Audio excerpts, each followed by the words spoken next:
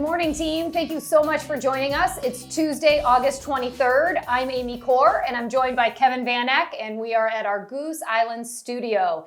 And today we are back. We have got an interview. We haven't done these for a while. Do you think we know how to still do these? I don't know. We'll see what happens, We're going to give it a shot. So on that note, make sure to grab your coffee, whatever you've got in your mug, hopefully warmed up, and let's jump into another episode of Coffee with Amy and Kevin. Yes. Good morning, everyone. Good morning, Amy. Hopefully, if you are drinking a smoothie, you didn't warm it up. That sounds undelicious.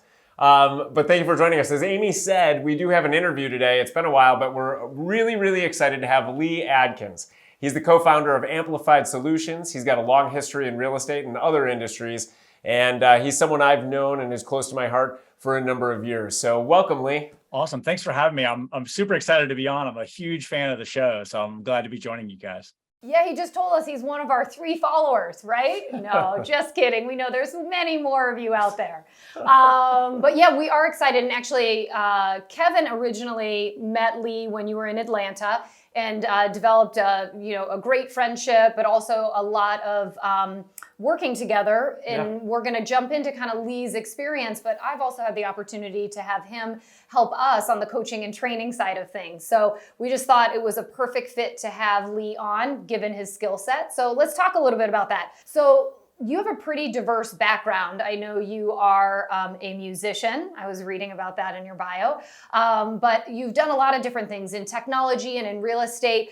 Tell us a bit about your background and kind of how you got to where you're at in real estate today. Yeah, I'm happy to. It's funny, in hindsight, it feels like a pretty well-written story that I had no idea along the way. And then you start to look back on your life and you're like, oh, wow, there's a lot of commonalities and interesting things here. So I actually grew up in a pretty small town in Texas. There wasn't a whole lot of things to do. We could go to the beach or play sports or do whatever. I did all those things, but I also got into music pretty early and I was really lucky to find my way there in a couple of different ways. I did the traditional school band, orchestra, jazz band, marching band, all that good stuff. But as I moved toward college, I got more involved in playing. I played bass. I played trumpet in high school, and I played bass guitar. And ultimately met someone in college that really changed my trajectory. We reconnected a few years later, and he said, "Hey, I'm in Atlanta now, and we have a band, and we need a bass player, and maybe you should come along." And so I dropped out of college to play in a rock band. Oh, cool. Who knew? Everyone's dream. Yeah. And had a pretty good run. I mean, we were pretty successful, had some airplay, had a couple CDs out, toured for about 6 years with that. And then I was able to kind of stumble into, or maybe create an opportunity to run a music camp. In fact, we had a location in Skokie. I spent some time in Skokie opening up a summer rock and roll music camp. That's cool. And we had 10, actually 14, I guess, locations across the country that I was pretty wholly responsible for hiring all the staff, the program, what does this all look like, dealing with kind of the sponsors and the gear and all that. And I was really young. I think at the time I didn't fully appreciate, it was a great opportunity, but I'm not sure I fully appreciated the gravity of it then. Yeah. And then just to keep things short, ultimately I got my real estate license in 2006. I'm one of those people, I kind of have a 6-year thing. It's like I love this for 6 years, and then there's another thing. Move on. Yeah, I bought a house and I said, wow, this is really awesome. I love this. It's kind of like teaching, you're learning you have a guide who's teaching you how to do this and all the pieces and what's an inspection and what's an appraisal. And I just really loved it and decided to get my license and dive right in and try it. So I was a solo agent for about 6 years. Had an opportunity to move into an operations role with a team here in Atlanta. I'm based in Atlanta, and just really found my calling. I think with that, it kind of brought all my skills to into one thing. Sure.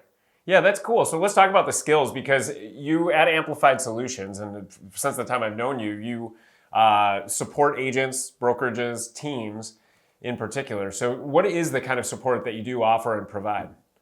Yeah, so it's really an operational focus. And it's funny because I know a lot of real estate agents don't always have a clear definition of operations. In some sense, I would agree that it is all the things that aren't selling houses.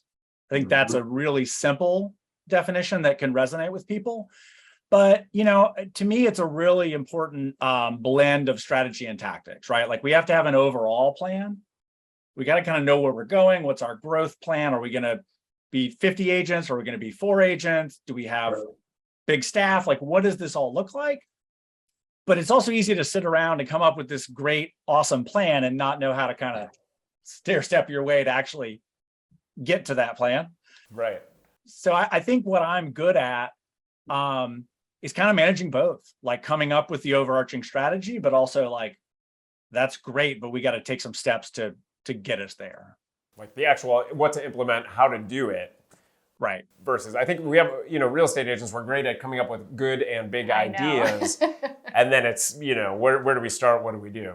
Yeah, that's very common. And so, yeah, once I started doing this more in the consulting world, it was very quickly, people are like, wait, you do what? Like, we need that, I need to hire people and put them in the right seat and figure out their job description and what are they going to do for 40 hours a week, all that stuff. So. Yeah, and I think sometimes as agents, we even have to realize, like, what are we doing for 40 hours in a week, right? It's kind of even assessing what am I doing on a daily basis so that at some point when I want to scale, I have to know what I should be having others do, right? And I think to your point, and Kevin and I always joke, I'm always big picture. Kevin's always in the details, but it's for agents, a lot of times it is big picture. And I know where you come in is being able to help with some of those details. And let me ask you this, you've seen probably a lot of different agents in the business. What are some of the biggest mistakes that you're seeing agents make right now that are kind of impacting their success or their ability to grow? Sometimes it's really hard to give general advice because I'm such a fan of understanding the nuance of what you're trying to do. Are you trying to be big? Are you trying to just be you and an assistant? Like, what are we doing here?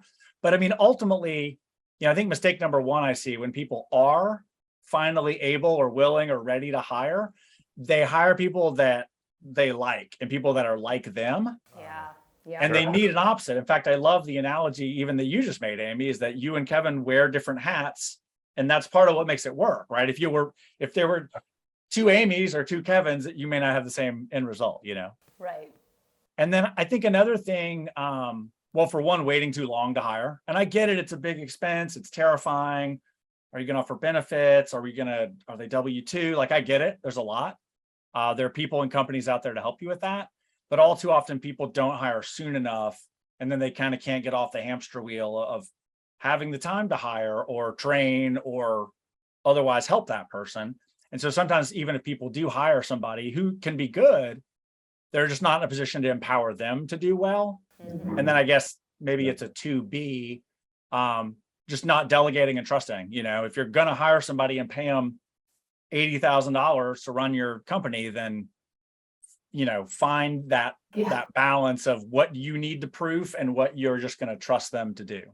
Sure. I think we see all of that too. So really important with that then. So let's say I am an agent looking to scale and I have no idea where to go, right? So I'm thinking about a team. I'm thinking about just bringing on a buyer's agent or some specific role or maybe an assistant. What's the first step that I take as an agent trying to work through this? I say this a lot. To me, it's a self-assessment is the first step. What are you really good at and what do you love doing? If you just want to go sell houses, maybe you need an admin or an assistant or somebody that can kind of help, both have a home base or potentially interact with other staff or identify other agents to bring on to your team if that's your model. Sure. But I think just being really clear and honest about what you're good at and what you enjoy doing, and then filling those gaps. But again, looking for that different person. We're not looking for another you. I always tell people we've got a you, we love you, we've got a you, but we need a not you, to move this forward. So, I mean, the short answer, I think an assistant, if you're really just running hard and you don't know, you need somebody like sitting at a computer all day to kind of field all the stuff. Yeah. But if you're in a position to manage an agent and you have enough business or to kind of train them, then certainly you can lead with revenue by bringing in another agent that can do that. And if you're really in the spot where you can hire an operations person, I mean, that if that's on your radar, or you're able to spend that kind of money or create a bonus incentive or some nested equity or vested equity or something like that. Sure. hiring somebody talented who's done it before can really pour gas on that. But I know that's not, totally attainable for certainly a new agent.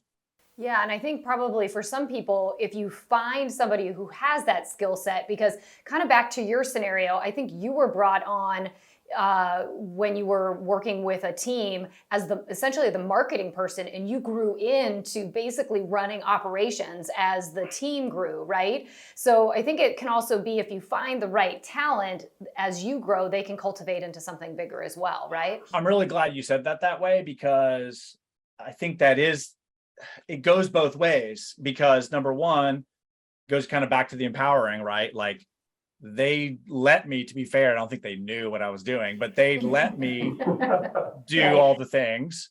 But I was also in a position, let this be heard by the assistants and the operations people. I was able to say, like, I know this is what we need. I'm just going to do this. Or, hey, I'm going to do a one-on-one with this agent and help them do that. Like, I took it upon myself to kind of create that lane. And that makes you indispensable, in some sense. And anybody who's strong in operations in real estate right now, you've got a lifetime of opportunity ahead of you. Yes, because most of us as agents, operations is not our strong suit, right? We are out there, we're getting deals done, we're the rainmakers. So having somebody that has that side of the brain is a huge value. I think, to your point though, Lee, once you can kind of let go and allow them to kind of go into that lane that they need to be in. So I have a question for you here though. So the market is shifting right now, right? I mean, we were going at Mach speed, 100 miles an hour. Things are slowing down. What are you seeing right now are some of the biggest opportunities for agents now that this market is going into a shift, and maybe we're slowing down and allowing people time to breathe? Yeah, it's funny. I really expected to see more people kind of like quitting their coaching and quitting some of these ancillary things that aren't really ancillary. But I've actually been surprised to see more people double down. I've had more people reach out to me in the last month or two about coaching and like getting their stuff together than ever, which is really shocking, because I know people are concerned about revenue and concerned about those things. But, it happened with COVID too, though. Everybody kind of for a minute was like, oh no, we're going out of business. We got to stop spending on everything. Right. And then they're like, wait, I'm making more money than ever, and I'm not running to show every single person that calls me to open a door. Maybe I can lean into my business a little bit more. So I think that's the opportunity. And I'm not saying you need to hire a coach. I'm not saying you need to do any of that, but there's a unique opportunity, I think, right now to focus a little more on the business side of your business. Something I do, I should have mentioned this earlier about the skill set. Something I do still is I'll write down all the things that I do and then start to categorize them. Oh, that's marketing. This is operations. This is, part of owning a business. And it allows you to look a little more at like, oh, we have a marketing team. Why am I doing marketing stuff? I should delegate this to them. Yeah. The thing is, we're living in a day-to-day world that's very fast. And so we don't stop to think like, wait, why am I doing, I have a person I literally pay to do this. Why am I doing this one particular thing? Is it because I do it? If I do it best, that's okay. But let's define that I do that thing and you do this thing. And then I think the other opportunity too, which I think may actually kind of segue us a little bit, right or wrong, is just back to basics. Yeah. So perfect segue, like you said, I think, so we know that over the last 2 years, there have been a lot of agents that have gotten into the business, newly licensed agents, either leaving a corporate job because they had the opportunity to work remotely, whether full-time or part-time, whatever it might be. But if I am a new agent jumping into this market right now, what are those basics, or what are the things, as a new agent that I want to do to tee myself up to be successful? For one, obviously just leveraging that sphere. I mean, you don't have to necessarily like make big announcements and do all that. I mean, I think that's wise.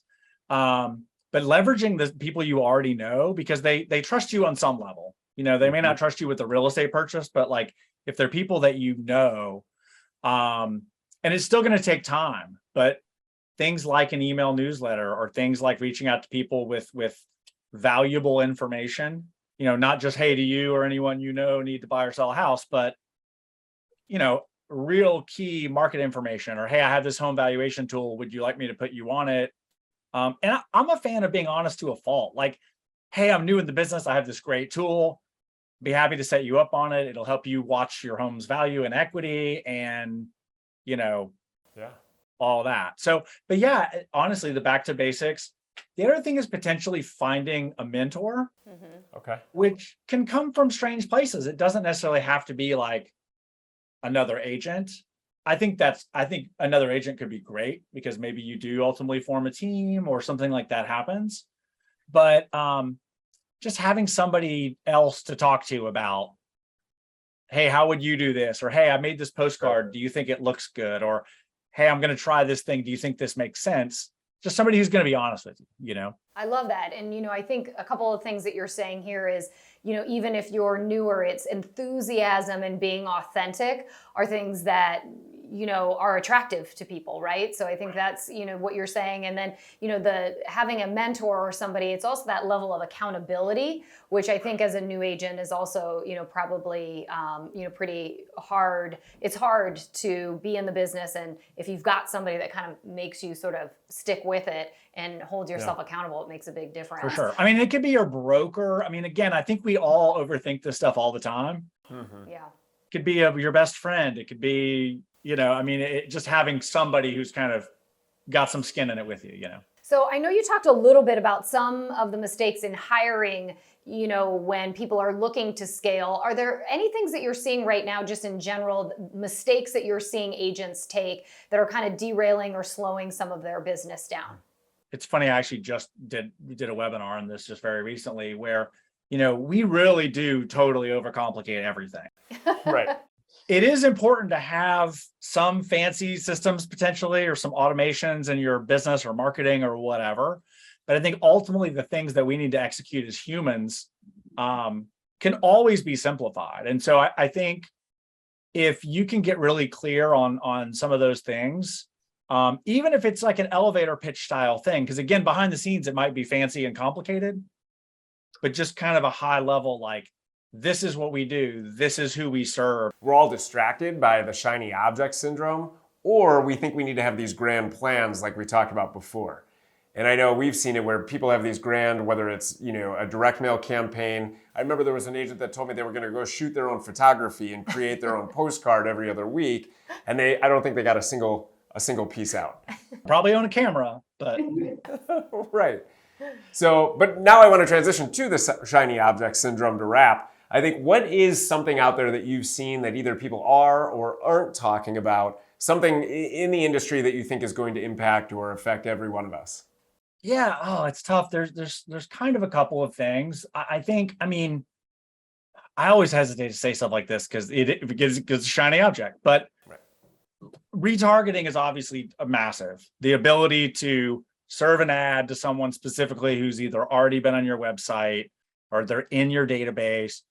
It's pretty easy to do. Obviously, I'm not going to get into any level of detail around how to actually do it, but I think that is like such a good soft touch to be able to be like, hey, you were just on my website. We have more properties, or Yeah. did you know we have this home valuation tool, or we have this other piece, or whatever. So I think from a technology standpoint, that sort of thing. There's also some really good ways now to kind of leverage big data tied to your leads. So things where you can, get information like how long have they been, and things like Remind, which you guys may even have as part of your MLS, where you can see like how much equity these people have, how long have they lived in this home, things like that. Just being really smart and leveraging that, not in a creepy way, not in like, hey, I see that you've been in your house for 7 years, that Right. you're thinking about doing something, but just being able to leverage some more of that data around calling the right people at the right time. Yeah. And then beyond that, video. Video is a quick, funny story. Probably even 7 or 8 years ago when I was still actively working with one specific team, I remember thinking like, if you haven't started video yet, like, don't bother. This was like 8 years ago. Don't bother. You're not crushing it with video. You're never going to get there. And we all walk around with the video camera in our pocket True. all day, every day. One quick tip on that, if it's helpful for people, it doesn't have to be a selfie video all the time. It doesn't have to be you like, what am I going to say? What am I wearing? You can do property tour. I mean, I'm not a big fan of TikTok, but Yeah. you could do a property tour on TikTok and like Sure. Right. a time lapse thing or an Instagram reel of just like the pictures of your new listing. Like, again, everybody overcomplicates it instead of just kind of breaking it down to like, well, I've already got pictures of this property. What could I do with those pictures that would be interesting and engaging Right. as content, you know? Yeah. And I think if you are struggling with that, just find the 14-year-old somewhere in your household or somebody that you know. I mean, Molly, my daughter, did the coolest day in the life of her life, and it was just a compilation to music of all the cool stuff that she did. And I was just thinking, like, we might That's need to cool. do that for coffee. A documentary. You know? Yeah, like a day in the life of coffee. May not be that interesting, but it'll be set to music. Yeah, exactly. I love that. That's really, really great. But, and if you're comfortable doing a selfie video or explainer video, I know people that actually present offers to clients via video, like a screen share video. They'll roll through the contract. They can kind of give. Somebody who recommended this, I thought was really smart, because if there's two parties in the transaction, Oh, yeah. if they either aren't communicating well, or if it's a parent child, it's a great way to present the same information to the same person. So just leveraging video, whatever way, you know, I do tons of training videos on my screen and just me talking. I'm not on it. Right. So whatever that is, that leveraging video is, if you're not doing that, it's not too late. You should start. You know, the best time to plant a tree was 20 years ago. Second best time is today. Right now. Yes. So on that note, Lee, some really great insight that you have for everybody. So all of you out there, if you haven't started video, today's the day. And the nice thing is you don't even have to be on it. That's the good news. That's what Lee told us. But be creative. And then I also love some of your other tips or what you think is coming, which is being able to use data. I know for us right now, we're working with so many of our agents on figuring out who you should be reaching out to and using data and big data as a way to do that. So Lee, thank you so much for your time. I know we could talk with you 4 hours. I know that both Kevin and I have gotten so much out of our time working with you and our conversations. And I hope all of you enjoyed our little talk today with Lee. So thanks to all of you. Make it a great Tuesday. And until we see you next time, remember, you got this.